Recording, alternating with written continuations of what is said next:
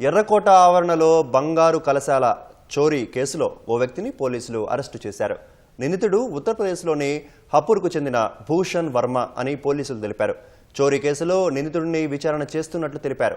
దేశ రాజధాని ఢిల్లీలో అత్యంత కట్టుదిట్టమైన భద్రత ఉండే ఎర్రకోట ఆవరణలో ఇటీవల జైన్ల మత కార్యక్రమం జరిగింది. అందులో ప్రముఖులను ఆహ్వానించే పనిలో నిర్వాహకులు ఉండగా జైన పూజారి వేషంలో వచ్చిన దొంగ పూజా సామాగ్రి ఉన్న గదిలోకి వెళ్లాడు. ₹1.5 కోటి విలువైన 2 బంగారు కలశాలు, ఇతర సామాగ్రిని సంచిలో వేసుకుని అక్కడి నుంచి జారుకున్నాడు. ఈ దృశ్యాలన్నీ సీసీ కెమెరాలో రికార్డు కాగా వాటి ఆధారంగా పోలీసులు నిందితుడిని అరెస్టు చేశారు.